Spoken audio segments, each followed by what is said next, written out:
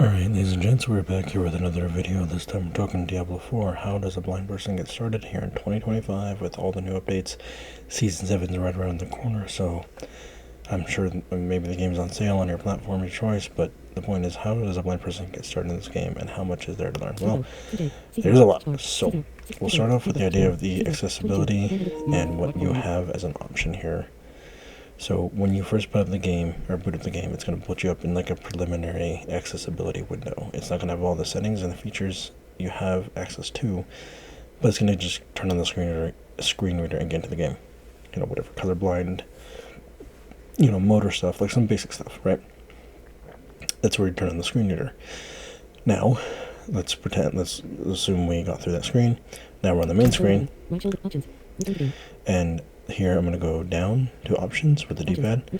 If you're on PC, I know that on PC people, you use a controller. I'm not sure whichever controller you prefer, but as long as you plug in a controller to your PC and you can use that, then it works. As far as like PlayStation, Xbox, any of it works. It all works. It's all accessible. It's all full crossplay as well. So there's that. If you're interested in learning more, there's a Sightless Slayers Discord server where it's all blind and low vision players, and we all teach each other, help each other, tips and tricks, all that stuff, right? Group up, play together.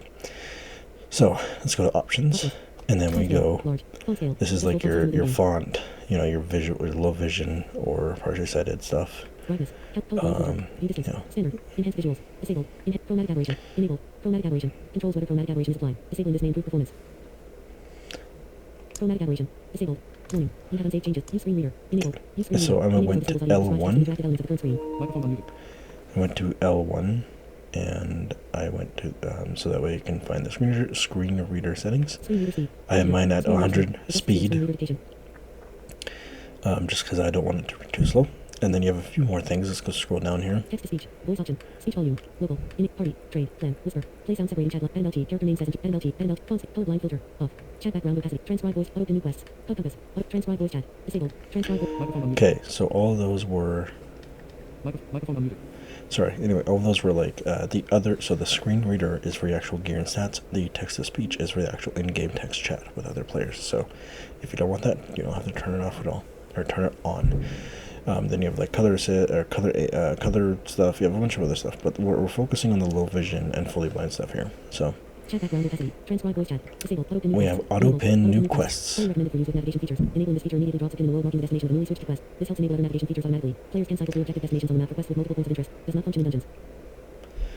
So this basically just automatically places pins along your whatever new quest you pick up. Say you find a side quest or a campaign quest or a whisper or something.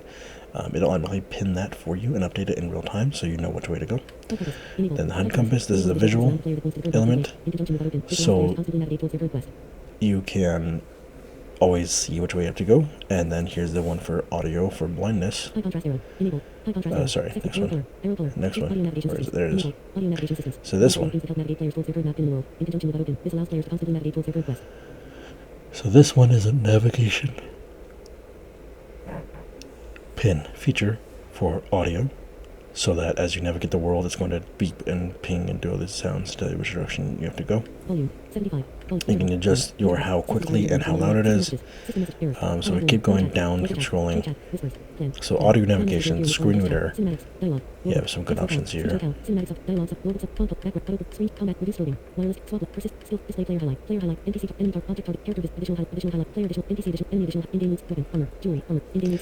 Okay, so this next one is in-game loot sounds. You want to make sure these are enabled so you can hear when items drop. This is your weapons, armor, jewelry, anything socketable, any craftables, anything.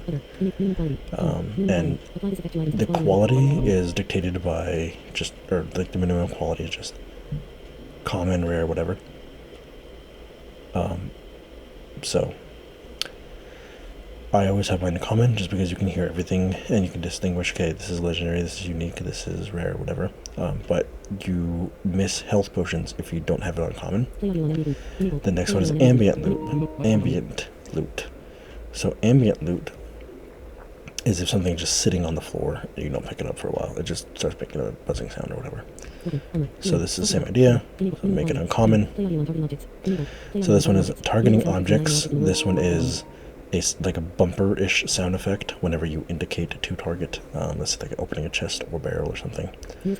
And then this next one is traversal sounds. This is when you're navigating around and you have to jump or duck or climb down or up or whatever. You press the right action button, which is circle on PlayStation or B on Xbox. And there's a sound effect for that, so you know where that is. And those are the main aspects. You have the audio navigation, which leads you in the direction you need to go. It does not work in dungeons. You have the traversal sound, which works everywhere in the game that has a traversal. And then you have the screen reader, which works everywhere in game as well. So, you have your settings. The other thing I forgot to mention, you have your volumes. So I have my music and ambience down very low, so I can actually just hear the game and understand like directions and stuff easier. So if you're struggling with navigating by yourself, I'd advise turning music and ambience down. Your speaker setup is dictated by your headphones or your audio output. For me, I just have 7.1 and studio reference. Don't know. All that's, this is all like voice chat if you do groups or parties. So that's whatever. It's not a big deal, right? So those are the basics of the settings you want to go for. Oh, I forgot to mention. One more. Where is it? Advanced tool information. Error notifications. Advanced tool to compare. Error notifications. Disabled. Error notifications. Enable. Displays all error notification messages. Disabled. Hides all error notification messages. E, G, and quad. Not enough fury to use that skill in quad.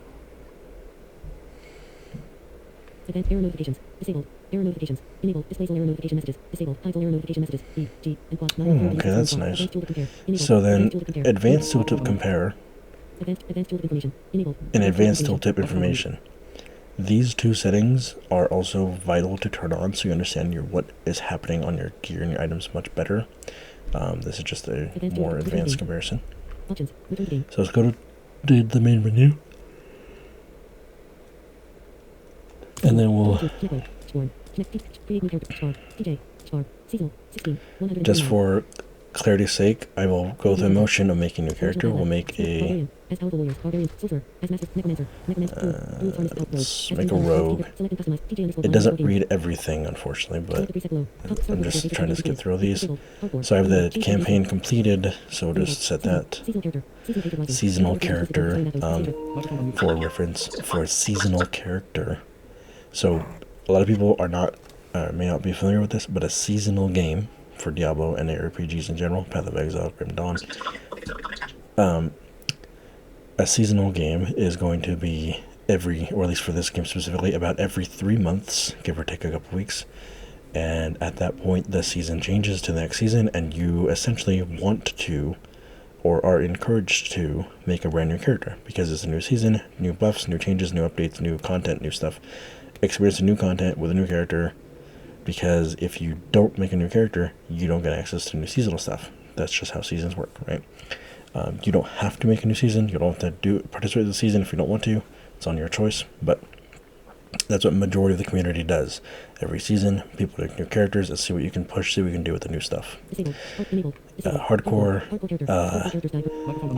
if you die once, you die forever. So that is not for the faint of heart. If you are barely getting into Diablo, I'd recommend turn off hardcore, keep it on softcore, so you can die as many times as you like and learn and get better. Next is your current hero name, so let's just, I'll just put test. Start. And then, so once you make a character, you have different difficulties, and each difficulty has different like values for XP as well as gold and items and other things. So for just for this, I'm gonna put on hard.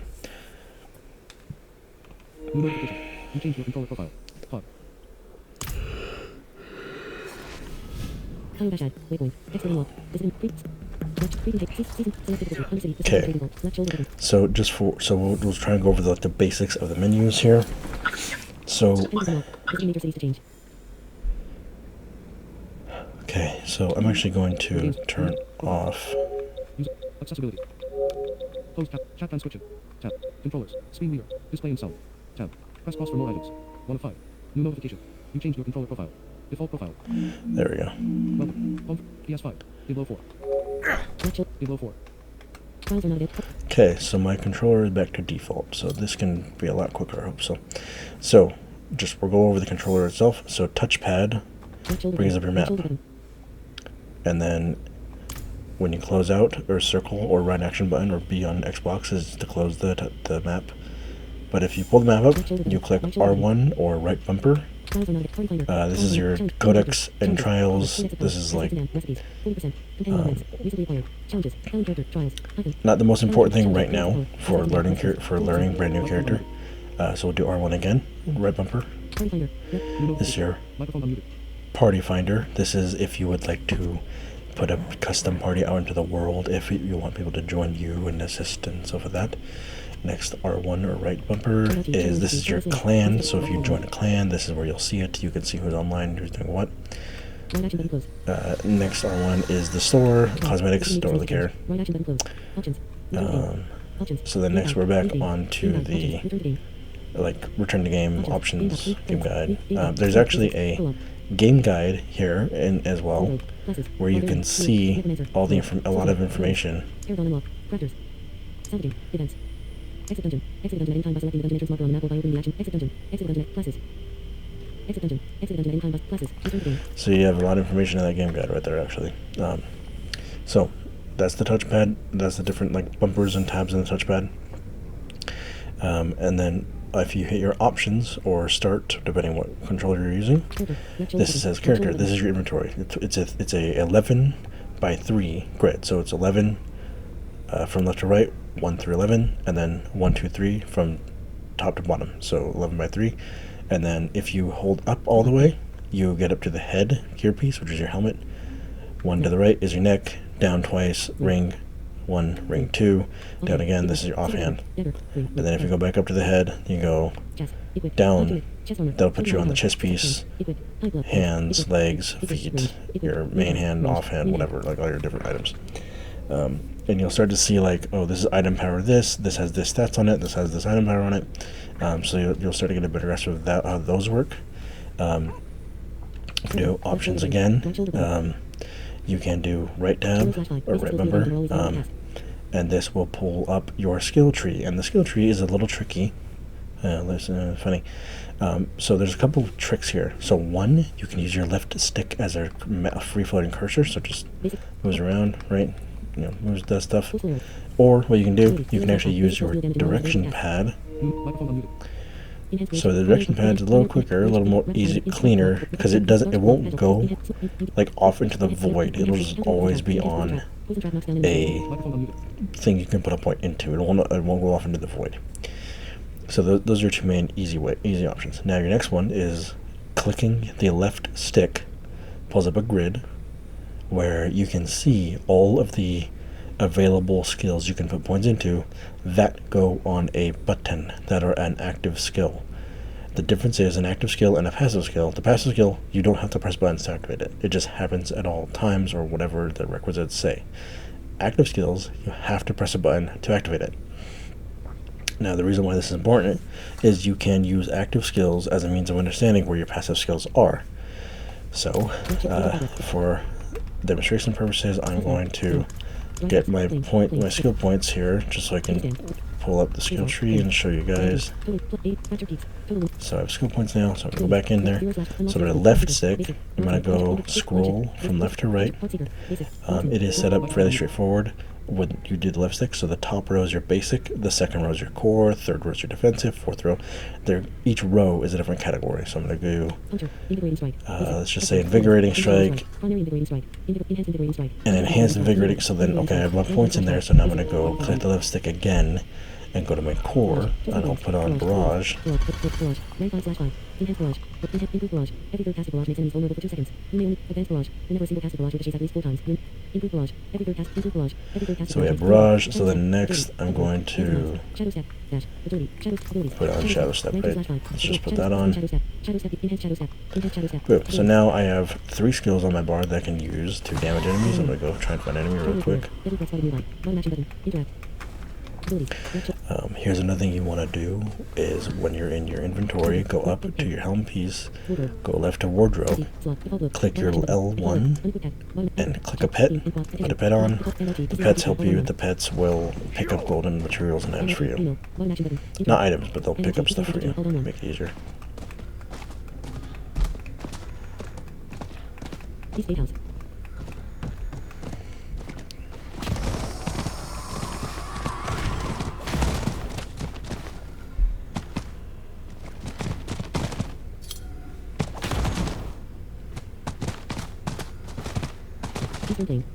There we go. So let's go over.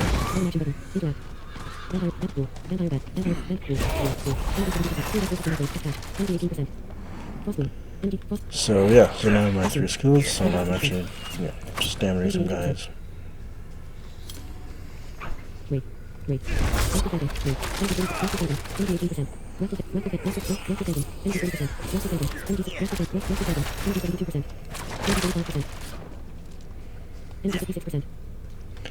So the general idea for your combat is you can hear the direction of enemies on your left or right, above or below you, not necessarily, because the camera angle, the angle at which you're moving is like a slight, 35 or 45 degree angle, looking down toward the, from the top of the screen almost, not straight down, off to the slant a little bit. But yeah, you see here, we're just simply walking around killing a couple of easy guys. You can hear my energy being read out to me, so I know how much resource I have to spend on my big attack, my barrage shotgun attack. You can hear my health as well if I get hit. I'm going to go get hit by a guy. Let me see if we can find one. See if he'll hit me.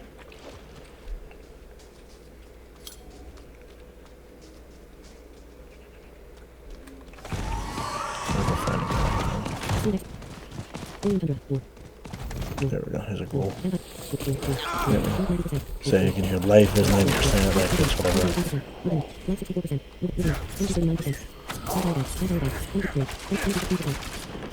So by default, your left bumper is your healing, your health potion.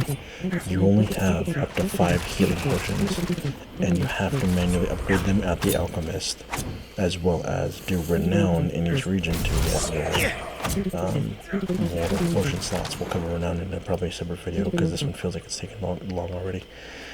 So this is the general gist of combat. You're basically moving around. You can hear directionally the enemies and sort of identify who's doing what skills are they doing. You can hear that sound over there in the to my right. That's the traversal sound. So it's a climb down spot. Now we're in the Lake Kolkova. So that's the general gist of it, right? So then now we have a couple more points. We can put some points. So now I'm gonna go look for. So now I'm gonna put some points into these.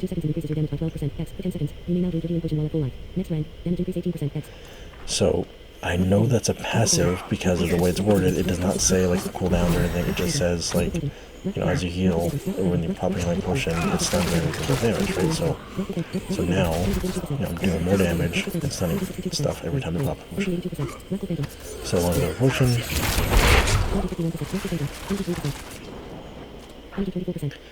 So there you go, right? So that's the general gist of how combat works. I mean, this is a very basic example. You get more complicated with different builds and different difficulties and combat and like what activities you're playing in. That's the general gist of it. So hopefully this is making sense. Hopefully this is working out. I can't think of a better way to explain this game. I'm trying to think of like as simple as I can make it for people just really getting into the game, right? So the general gist is, as far as a build goes, like what are you looking for as far as like damaging or like keeping yourself alive? So the general gist is this: you have one skill that does a boatload of damage, and every other skill you press or do is there to keep you alive or keep the enemy stunned, or like just generally speaking, it's one big damaging skill. Everything else is there for supplementary like bonus effects. That's really it. So like for this right now, my triangle is my shadow step. It's like a little teleport, so I can teleport to them and then start spamming my shotgun like ability. I don't keep a shotgun. And so it's pretty straightforward. Like as long as I'm close enough, I can hit them with my basic attack, and it will help me charge my resource.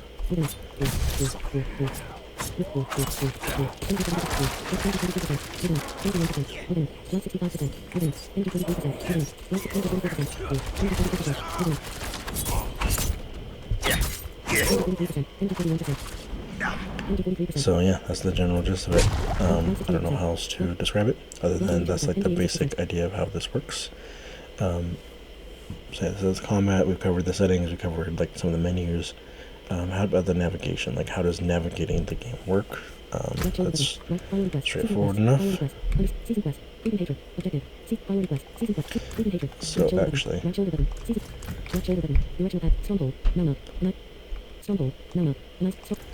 let's head over to Malnog. So with the audio navigation, there is a higher pitch when you're on the right path. So you'll hear it move left or right, up or down, and you can tell if you're facing the incorrect direction. If you're facing the correct direction, it does that higher pitch, like ping, ping, ping.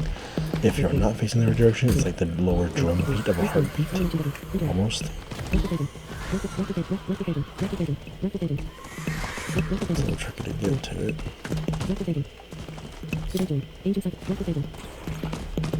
So I just ran into an event there.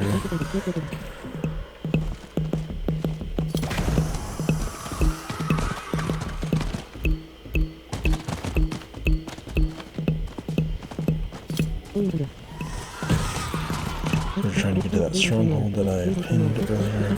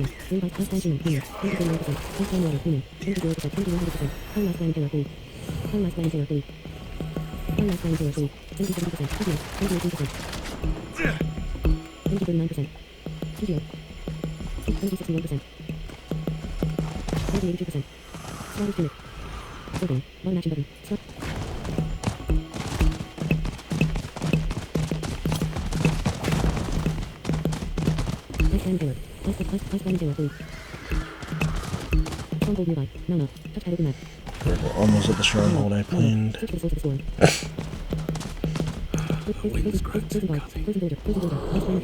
Okay, I'm technically here now, so that's pretty cool.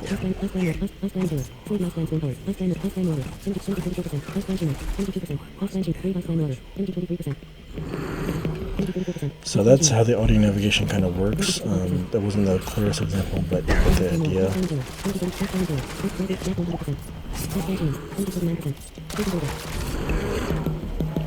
Let's quickly get out of here before I die.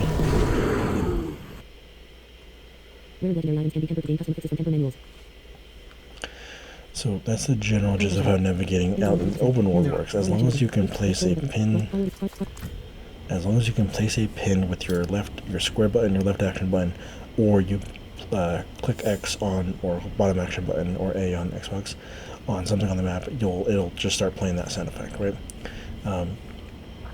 Dungeons are an entirely separate matter. They're harder to navigate because there's no navigation assist in there, but they are possible to do.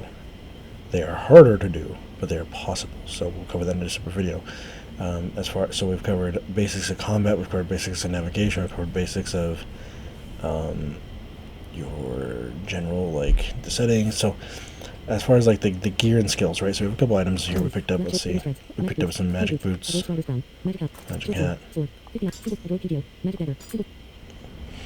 Okay, so we picked up a couple items. They're magics. Those are clear upgrades. Let's just put them on right now.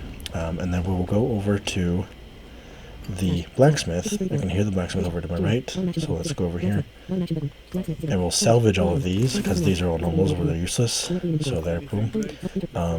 So the general philosophy I personally have is this. Salvage everything, sell nothing. The only thing's, like, there's no point in selling anything when you can accumulate a large amount of gold from a large amount of different sources. 1 and 2, trading is in the game, so people can trade items, people can trade gold. And 3, you're better off salvaging, because you can salvage legendary powers that go into your codex of power, which you can apply legendary powers onto items. The point is, I honestly don't think there's this reason to sell. Unless maybe you really are broke, then, sure, sell, but you should always be able to have enough gold, realistically speaking. As far as, like, tempering and other things, tempering is a thing that will not occur until you have rare items, but the general idea for tempering is you find recipes on the ground, you pick up the recipe, you learn it, and then you take a rare item and that recipe, and you can put a stat that is randomly picked onto the item. And so the idea is you could say, like, have +5 damage, +5 life, +5 armor, and you can, okay, roll the item at the blacksmith. Oh, I got +5 life. Okay, great. But I want the damage. Okay, roll it again. +5 armor. Oh, roll it again. +5 damage. Got it. Boom. Now you're done, right? And you can do this a myriad of times, not an infinite amount of times. You can do it a handful of times per item. It must be a rare item or a legendary item.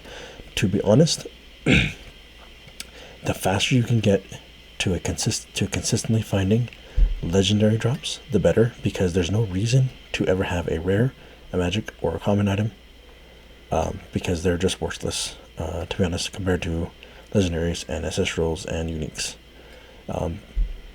The rarity, like the frequency of them dropping is a little small, sure, but they're just useless to not have, legendary on, because you just get more stats and more better stuff, right? So the sooner you can get to magics and rares to get a good enough, like, structure going to actually speed through enemies instead of taking 10 minutes to kill something, the better. Generally speaking, while I'm leveling, because you go from level 1 to level 60, 60 is the maximum, I usually leave my gear and build, especially if I have a bunch of legendaries, have a whole thing going, like skill points and stuff, like setup, I'll leave my build for like 10 or 15 levels, and just spam Hell Tides or other quick events. And so the general idea for me is I just blast. I'm always killing stuff. I'm always getting XP. I'm hard, like, Town is Lava is an expansion I've heard and I believe in. The longer you spend in Town not killing things, not getting XP, there's just more time wasted. Like, you want to get XP, you want to get more loot, you want to actually do stuff instead of standing around town, like, looking at your every little gear piece, like, is this +5 really worth it? Like, no, just pick what you got and go. Like, unless it's a massive jump, like, let's say, for example, let's see, freaking, where's the weapon guy? Weapons. Should be right here, right? Where are you, weapon boy? Should be right here. Stash. There you are. So let's just buy a couple items from this guy. Alright, so just a couple items here. So a dagger, crossbow, short sword. So these are not magic items, right? So here's the thing. So this short sword right here, it said +2 on the DPS, which is fine. That's +2. Here's the problem. It is not a magic weapon. It is a common weapon, because there's no magic, no rare, no legendary. Do not say rare, magic, or legendary. So this might be like, oh, it's a +2, so it's more damage. It might not be. So that's it as a sword. So let's go look at my weapon. Sword. Magic dagger. So this dagger here is magic. So that has more damage technically because it has +6 dexterity. Dexterity is your rogue's main statistic. Your main stat is a multiplier for your damage, basically. So it's like, yeah, sure, on paper that might be a +2, but realistically you're doing better damage with what you got because of the extra stats from what you got, being a magic item. So the general gist is magic is better than nothing, rare is better than magic, legendary better than all of those, and then eventually ancestral, legendary, or ancestral unique are the best. Like those are like pinnacle, those are like big boy, like giga chat items if you want to call them that, right? So I'm trying to think what else quickly. So we've covered the items, covered the basic idea of everything. I really hope this helps somebody, or at least just help people get a better idea of like how all this works. Diablo is a very complicated game. There's a lot to learn, but generally, once you get through it all, once you get through the learning curve, it's not that bad. In fact, while I'm here, let's quickly cover the blacksmith, because some people are a little confused by this. So we'll click him, and so this first page is your salvage. This is basically you just salvage everything. I have no reason. There you go. Boom, just salvage everything. Boom. Give me all my crafting materials. So my right bumper. This is your repair. I have nothing to repair, so it doesn't read anything if there's nothing to repair. So there's nothing to repair. So then right bumper again. I can't do anything. Oh no, here we go. Okay, I was doing it wrong. Whoops. So it's R2, not R1. Sorry. Right trigger. So then, next one's Forge Equipment. This is where you can like just craft like giant, awesome items. Eventually, it takes a lot of grinding to get up there, but you can't do it yet. But you can do it eventually. So then R2 again.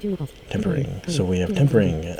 I can't temper anything because I have no rare items. But if I had rare items, I could put stats on those, add more damage, put life, whatever. So that's pretty nice. So then once you play the game more and understand how your builds work more, that'll come to second nature. You do a lot of tempering to try and refine your builds. Your next item is going to be masterworking. This is R2 again. So this is basically you use a material to upgrade the item. So the idea is you find a good item, hopefully it has good stats on it. You then take it to tempering, hopefully it gets good stats on it from tempering. Then if that item has good stats and good tempering stats, then you masterwork it to beef up those stats even more. And then from there, you just rinse and repeat until you have good items on all your slots, and then you have a good build, and, part of a good build. Your build is comprised of your gear, your skills, and your Paragon boards. Paragon boards are not essential until level 60. They don't even allow you to use Paragon until level 60, so we're not even talking about that here. But generally, so you might have let's say a legendary pair of gloves that does, every 20 seconds your big spender attack does overpower damage. Okay, so then you basically want a core skill that will do a giant AoE, because then that giant AoE is a guaranteed overpower, which a guaranteed overpower just means more damage, right? So if you get a critical hit, that's more damage. Overpower is more damage. Vulnerable is more damage. If you somehow manage to apply all three, that's just a giant giga damage.